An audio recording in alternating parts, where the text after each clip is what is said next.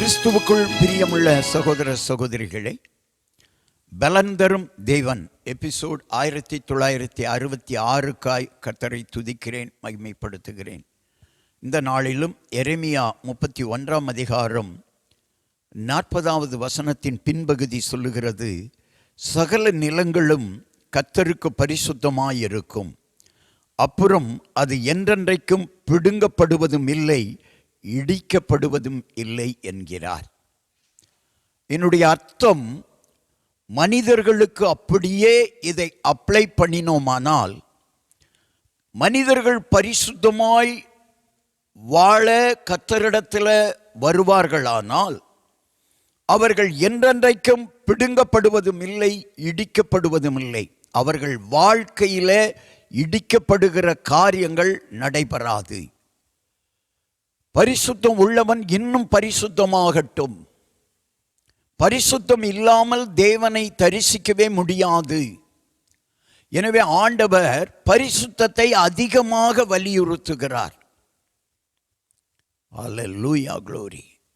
ஒரு மனிதன் பரிசுத்தமாய் வாழ்வானானால், வேதம் சொல்லுகிறது, நான் பரிசுத்தர், எனவே உங்கள் நடக்கைகள் எல்லாவற்றிலும் பரிசுத்தமாயிருங்கள். பரிசுத்தமுள்ள தேவன் உங்களை அழைக்கிறார், பரிசுத்தமுள்ள இயேசு அழைக்கிறார். எனவே இயேசுவிடத்தில் வாருங்கள், நீங்கள் இடிக்கப்படுவதில்லை என்றால் என்ன அர்த்தம் தெரியுமா? உங்களுக்கு துன்பம் வராது, துயரம் வராது, வேதனை வராது. பரிசுத்தராயிருக்கிற இயேசுவிடத்தில் வாருங்கள், பரிசுத்தமாய் வாழுங்கள். நீங்கள் துன்பப்பட மாட்டீர்கள், துக்கப்பட மாட்டீர்கள். உங்கள் துக்கம் சந்தோஷமாய் மாறும். கண்களை மூடி ஜெபிக்கலாம். எங்களை நேசிக்கிற நல்ல தகப்பனை, யார் யார் புதிய உடன்படிக்கைக்கு காரணக்கர்த்தா ஆகிய இயேசுவிடத்தில் வந்து தங்களை பரிசுத்தமாய் மாற்றிக்கொள்கிறார்களோ, பரிசுத்த வாழ்வு வாழ்கிறார்களோ, அவர்கள் வாழ்க்கை இடிக்கப்படுவதில்லை, ஹல்லேலூயா, பிடுங்கப்படுவதில்லை, துயரப்படுவதில்லை, துக்கப்படுவது இல்லை என்று சொல்லி வாக்கு கொடுத்த வல்ல தகப்பனே, ஆசீர்வாதங்களின் தகப்பனே, இன்றைக்கும் உம்மிடத்தில் வருகிறவர்களை நீ புறம்பே தள்ளுவதில்லை.